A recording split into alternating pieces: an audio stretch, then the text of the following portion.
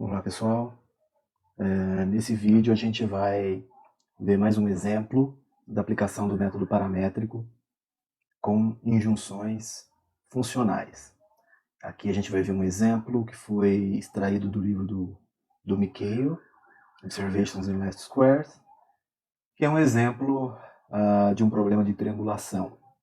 Então nesse caso nós temos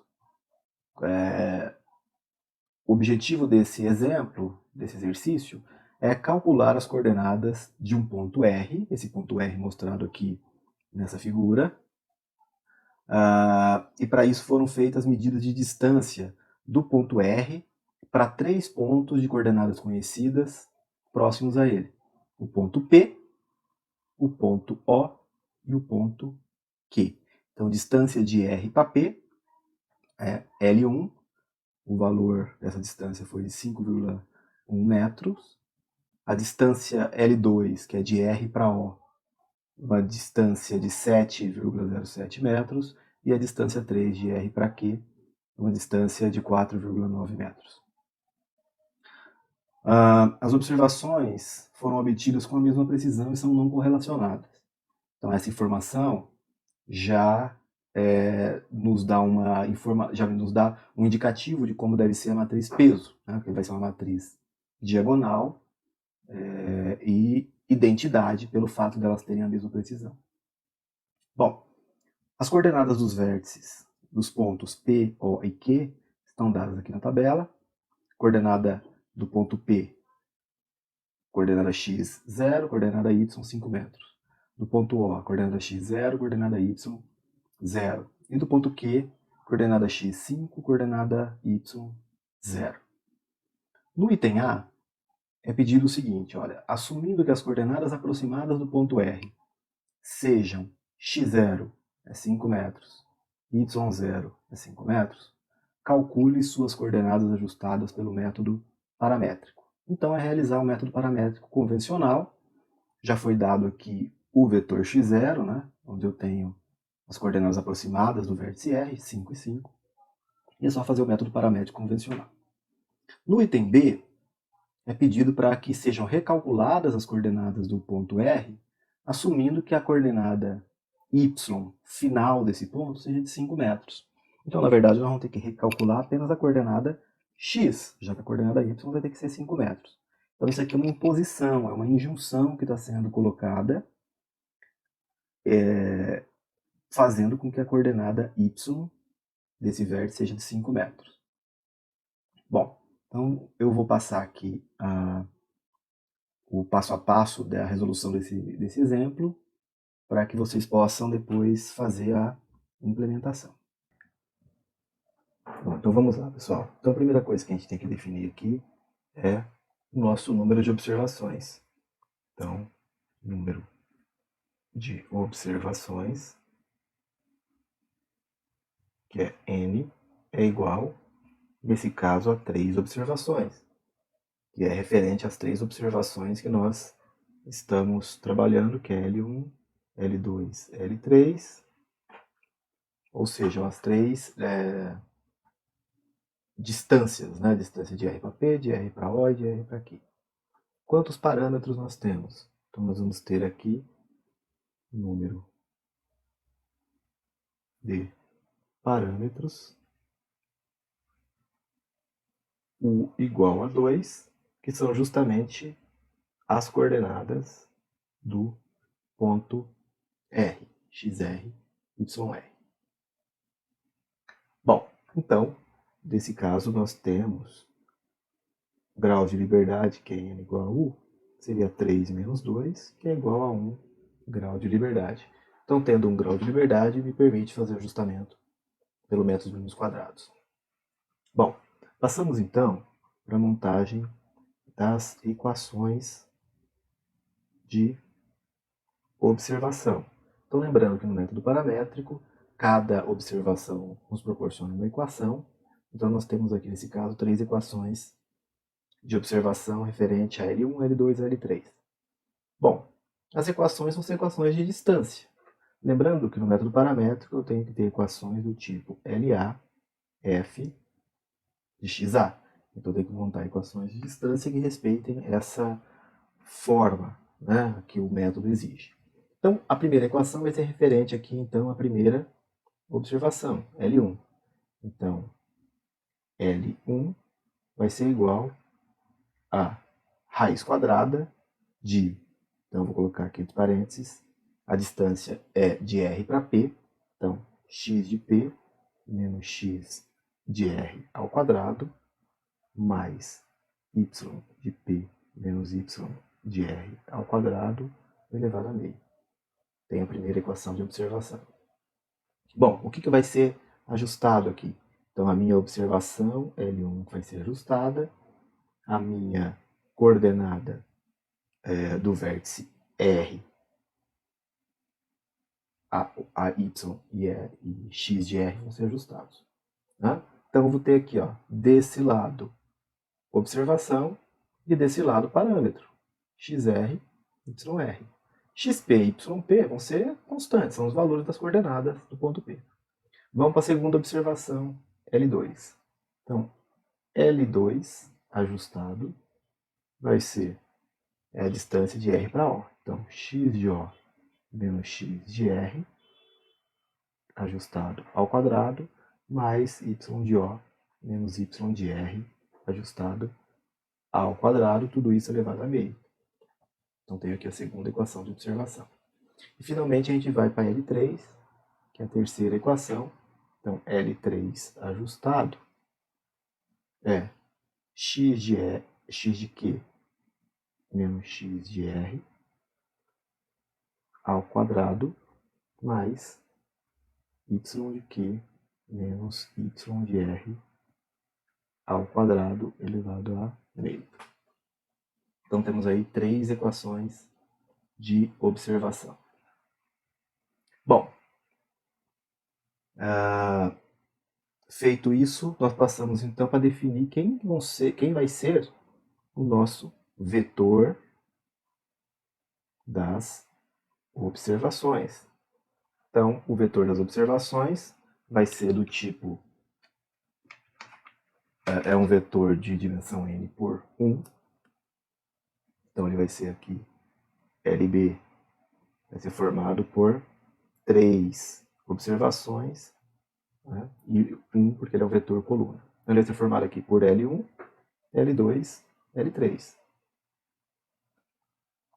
No nosso caso, a gente tem os valores de L1, que é 5.1,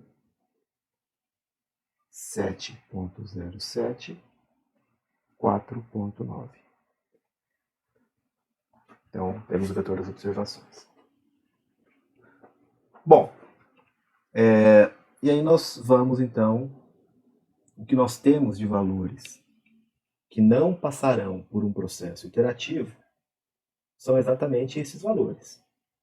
Tá? Então, desculpa, ainda faltou a matriz peso. Né? Matriz peso. Bom, como foi dito no enunciado do problema, as observações elas são de mesma precisão e não correlacionadas. Bom, se elas são de mesma precisão, indica que na matriz variância e covariância dessas observações, os elementos da diagonal principal são todos iguais. E se elas são não correlacionadas, significa que fora da diagonal principal, os elementos são nulos. Né? Então, quando a gente diz essas duas condições, de igual precisão e não correlacionadas, a gente pode substituir a matriz peso por uma matriz identidade, cuja ordem vai ser a mesma ordem das observações. Então, ela vai ser 3 por 3, porque eu tenho 3 observações. Bom, então aí nós temos todos os elementos que vão ser necessários serem calculados previamente, porque nós vamos passar por um processo iterativo, uma vez que as nossas equações são não lineares. Então, se a gente voltar aqui, lá nas nossas equações, olha lá, a gente vê que nós temos parâmetros, ó, xr, ele vai ser elevado ao quadrado. O yr vai ser elevado ao quadrado. Além disso, isso aqui vai ser elevado, vai ter subtraído uma raiz, extraído uma raiz. Então isso diz, é uma característica de equações não lineares. Então nós vamos ter que passar aqui por um processo de linearização, tá? Em um ponto de coordenadas aproximadas. Nesse processo de linearização, a gente faz então uma série de iterações. Então nós vamos passar aí para o processo iterativo. Então, dentro do processo iterativo, a gente precisa definir inicialmente, antes mesmo de entrar no processo iterativo, quem vai ser quem serão os nossos parâmetros aproximados. Então, vetor dos parâmetros aproximados. Quem que vai ser o nosso vetor x0? Ele vai ser um vetor, então, com os parâmetros xr, nesse caso, aproximado, yr aproximado. Nós já falamos que existem várias formas de se definir esses valores. No caso aqui, o enunciado já nos forneceu. Ele diz que xr vale 5, yr vale 5. Bom, então esses parâmetros iniciais vão entrar no processo iterativo. Então agora a gente vai entrar nas iterações. Vou chamar aqui de I0, que é a primeira iteração. Bom, dentro do processo iterativo a gente vai ter que calcular o vetor L0, que é f de x0. Então eu vou pegar as equações de observação e onde tiver parâmetro, eu vou substituir por x0. Então, por exemplo, L0 ele vai ser lá, vamos pegar a primeira equação, que é a equação da distância do ponto R para o ponto P. Ela vai ser lá, ó, x de P, que é a coordenada x do ponto P, que eu vou vou deixar aqui genérico, para ficar mais simples. Então, x do ponto P, menos x de R, x0, que é esse x0 que está vindo aqui, ó. Na primeira iteração é esse. A cada iteração ele vai atualizando, mas na primeira iteração é esse. Ao quadrado mais yp menos yr, 0 ao quadrado, tudo isso elevado à raiz. Então veja, xp, yp são valores constantes, não vão mudar no processo iterativo, eles vão ser sempre os mesmos. xr, yr, a cada iteração vai sendo atualizado. Então, ó, f de x0. Vou para a próxima equação, que é de r para o. Então, xo menos xr, 0 ao quadrado mais yo menos yr, 0 ao quadrado elevado a meio. E finalmente venho para a última, xq, xr0 ao quadrado mais yq, yr0 ao quadrado elevado a meio. Então, só substituir os valores, eu vou ter então o vetor L0. Bom, calculado o vetor L0, aí eu posso calcular o vetor L. L, que é L0 menos LB. Então, o meu L0 está aqui. O meu LB nós calculamos lá no início, que são as observações. Ele é composto pelas observações. Tá? L0 menos LB. Então, eu tenho que substituir os valores, eu tenho o vetor L calculado. Bom, dentro ainda do método paramétrico, eu venho para o cálculo da matriz A. Então, na matriz A, por ser um sistema não linear, nós vamos ter que fazer derivadas aqui. Então, a matriz A, ela vai ser composta, a primeira linha dela vai ser a derivada da primeira função, que é L1, em relação ao primeiro parâmetro aqui que eu vou definir como sendo xr. O segundo elemento, derivada ainda da primeira linha em relação a yr. A segunda linha, derivada da segunda função em relação a xr.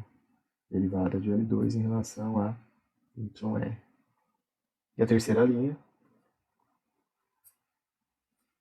xr, derivada de L3 em relação a yr. Então aqui eu tenho que fazer as derivadas, né? Aplicar as derivadas. Bom, Então, para fazer as derivadas, a gente tem que lembrar um pouquinho aqui da regra da cadeia. Né? Então, nós temos lá, vou colocar aqui novamente as equações. Olha. Então, a primeira derivada que a gente vai ter que fazer é a derivada de L1, desculpa, em relação a XR. Então, vamos ver onde tem XR aqui. Tá? Então, aqui eu tenho XR. Então, a regra da cadeia, como tudo isso aqui está elevado a meio, eu vou derivando de fora para dentro. Então, vamos supor que eu vou chamar isso aqui, todo esse termo aqui, de x. Então, seria a derivada dessa função em relação a x. Então, fica derivada de x elevado a meio, que fica, então, meio vezes x, que é tudo isso aqui que está aqui dentro, né? xp menos xr ao quadrado, mais yp menos yr ao quadrado, elevado a meio menos 1, que vai dar menos meio. Tá? Então, eu fiz a primeira derivada de tudo isso. Agora, eu vou ver o outro termo que está dentro desse parênteses, que está acompanhado de xr, que é esse termo aqui. Aqui. Tá? Então, mesma coisa. Ó. Derivo 2 vezes xp menos xr elevado a 2 menos 1. Ou seja, 2 vezes xp menos xr elevado a 2 menos 1, que dá 1. E, finalmente, eu pego o último termo que tem xr. Ó. Nesse caso, a derivada de menos xr dá menos 1. Bom, então vamos lá. Esse 2 eu posso simplificar com esse. Isso aqui está negativo, ele vem para o denominador como positivo. E isso aqui está multiplicando por menos 1. Então, eu posso escrever dessa forma. Menos xr menos xp, desculpa, menos xr dividido por tudo isso aqui que vem para o denominador. xp menos xr ao quadrado, y menos yr ao quadrado elevado a meio. Tá? Eu posso multiplicar aqui, se eu simplesmente inverter esses elementos, né? Isso aqui fica positivo, vem para cá, vem para frente, isso aqui é negativo. Eu posso escrever isso aqui de uma outra forma, né? Que seria, olha lá, deixa eu só ajeitar aqui. Eu poderia escrever isso aqui como sendo xr menos xp, eu elimino esse sinal negativo, xp menos xr ao quadrado, mais yp menos yr ao quadrado elevado a meio. Com isso, a gente calculou o primeiro elemento da matriz A, que é o elemento A11, que é a derivada dessa primeira equação em relação a xr. Bom, vamos calcular o próximo termo. Qual que é o próximo termo? É a derivada em relação a yr. Então, vou derivar essa mesma função, só que agora em relação a yr. Então, derivada de L1 em relação a yr. Aplica a regra da cadeia novamente. Ó. Meio vezes tudo isso, elevado a menos meio. Então, fica meio xp menos xr ao quadrado mais yp menos yr ao quadrado elevado a menos meio. Aí deriva aqui dentro. Ó. Esse termo está acompanhado de xr. Então, fica 2 vezes esse termo, 2 menos 1. 2 vezes yp menos yr elevado a 1. Vezes, aí esse termo, derivada dele em relação a yr, é menos 1. Faça o mesmo procedimento, olha lá. Esse com esse simplifica, isso aqui está negativo, vai para o denominador. Isso aqui eu posso multiplicar por menos 1 e inverter os elementos. Então, yr menos yp dividido por xp menos xr ao quadrado mais yp menos yr ao quadrado elevado a meio. Esse aqui vai ser o elemento A12. Então, aqui nós temos, olha lá, o elemento A11, aqui, e o elemento A12. Primeira linha da matriz A calculada.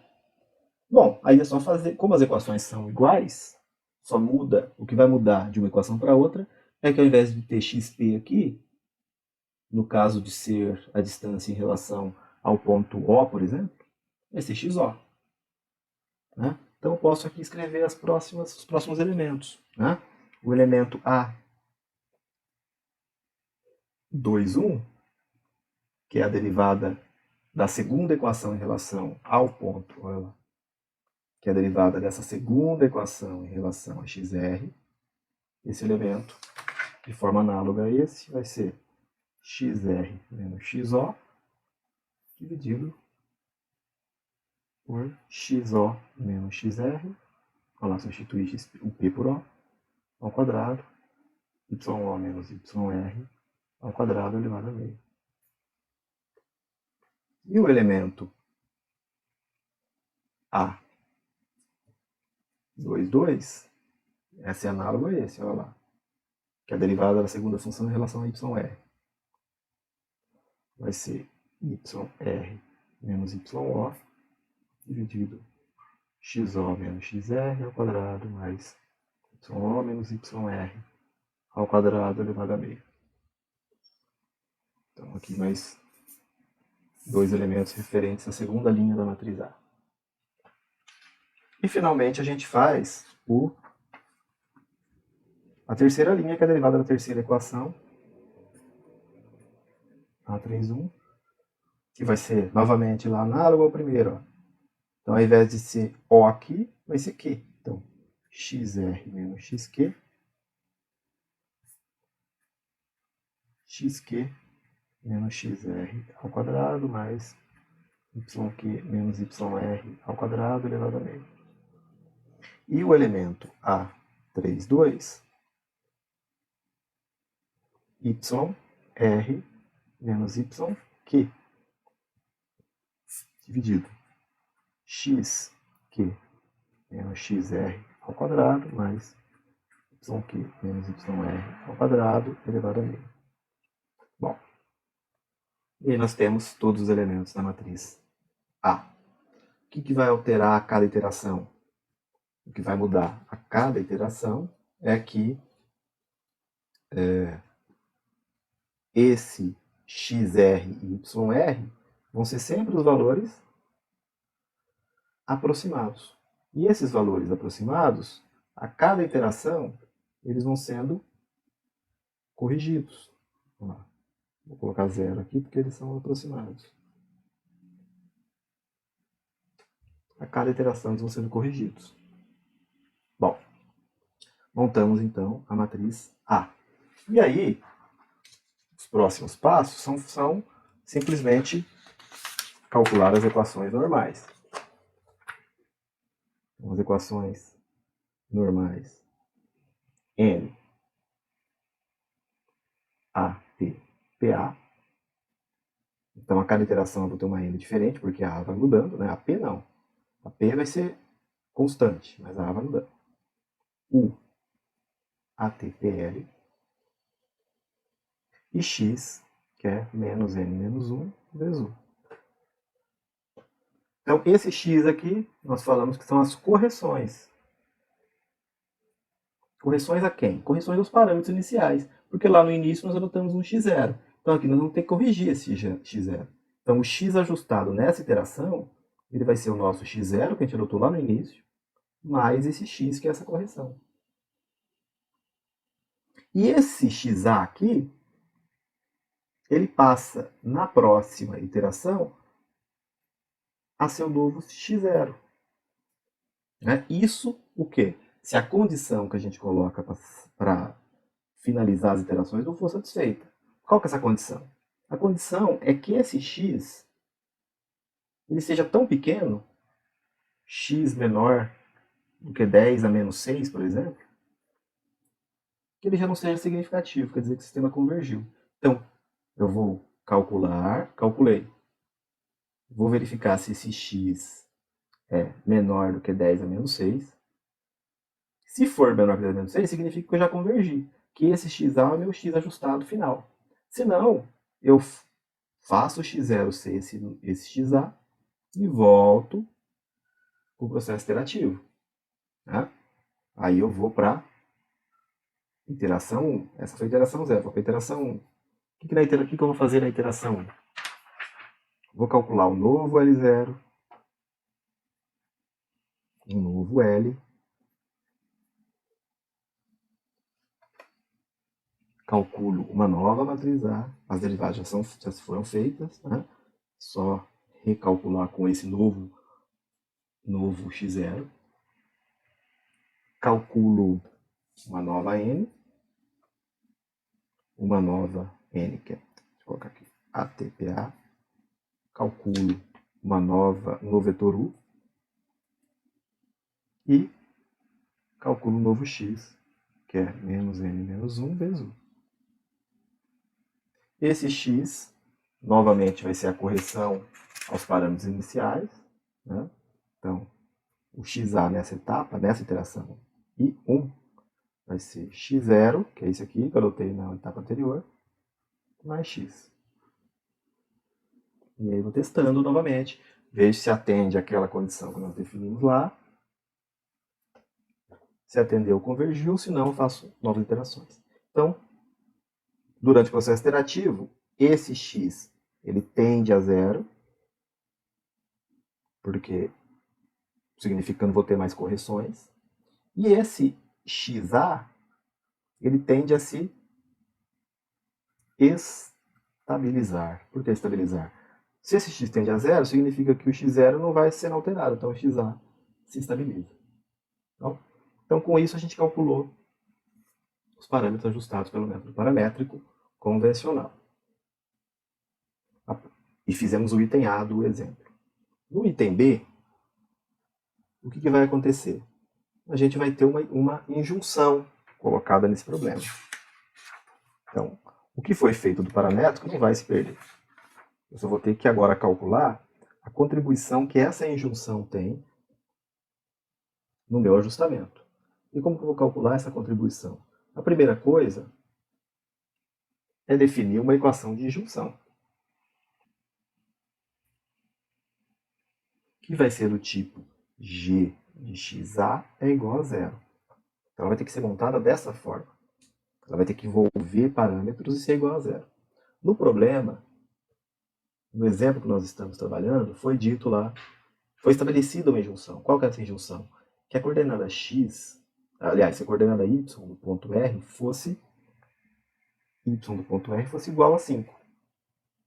Bom, essa equação não atende esse formato, mas eu posso reescrevê-la. Eu posso fazer que y de R menos 5 é igual a zero. Pronto. Do lado de cá eu tenho uma equação envolvendo parâmetro e do lado de cá uma nulidade, ela é igual a zero.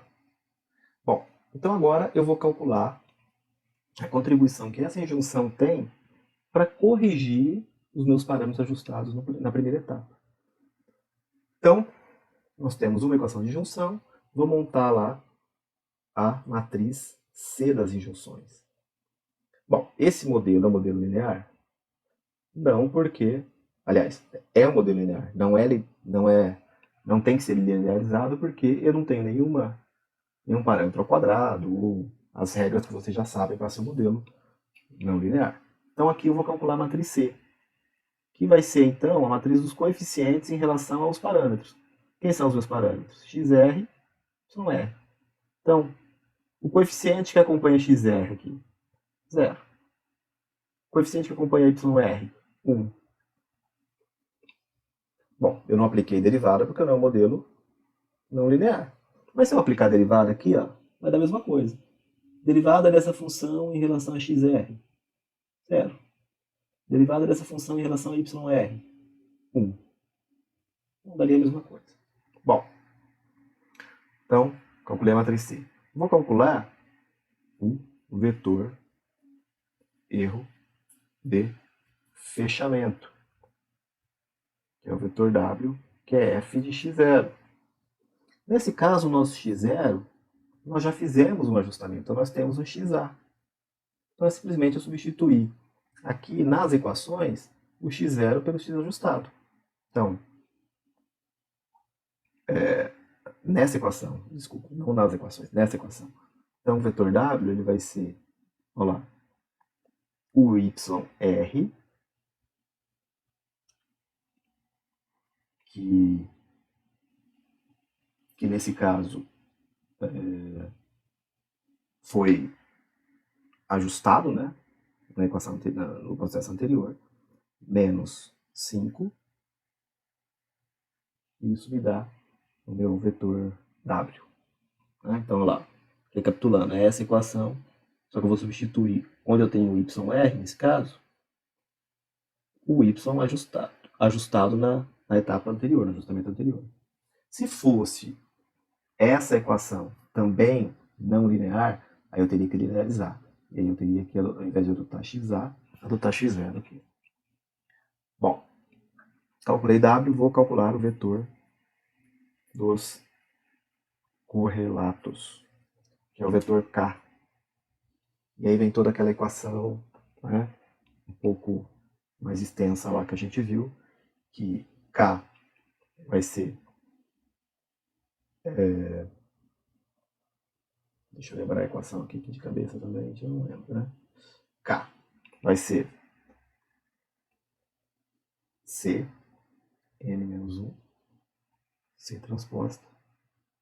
Tudo isso inversa. C, n menos 1, U, menos o W. Tá aqui, ó, tudo conhecido. A matriz C foi calculada lá no começo. Tá aqui. O N, que é a matriz N que nós calculamos no ajustamento anterior. O U, que é o vetor U do ajustamento anterior. E o W que nós acabamos de calcular aqui. Então aí nós temos o vetor dos correlatos. Tendo todos esses elementos, a gente tem condições, então, de calcular as correções das injunções. Ou seja, o quanto que essas injunções contribuem para eu corrigir aquele valor ajustado no primeiro ajustamento. Essas correções nós chamamos lá de ΔX, que é n menos 1, C transposto, K. N menos 1 que veio do primeiro ajustamento, C está aqui, das injunções, K, que nós acabamos de calcular os correlatos. Bom, então isso aqui vai mostrar o quanto que eu vou corrigir daquele primeiro ajustamento. Então, uma vez que eu calculei essas correções, eu vou então atualizar os valores, os parâmetros ajustados. Ou seja, o meu novo x ajustado vai ser o x, que a gente vai chamar aqui de x estrela, mais o delta x. Quem que é esse x estrela? É o x que veio do primeiro ajustamento lá, que nós fizemos no método paramétrico. Mais ΔX vai ser a correção que as injunções estão fazendo, ou seja, o quanto que essas injunções contribuem para atender essa condição que foi imposta de coordenada y do ponto R ser igual a 5. Então, com isso, pessoal, a gente faz o item B, que é recalcular os parâmetros considerando essas junções. Quando vocês implementarem e calcularem, vocês vão ver que, no final, o que vai acontecer com esse x ajustado? Eu não sei qual que é o valor de xr, mas eu tenho certeza que o valor de yr é 5. Porque essa foi a condição imposta pela injunção. Então é isso. Aqui então tem todo o passo a passo da resolução desse exemplo. E vai ficar a cargo de vocês fazerem os cálculos e a implementação.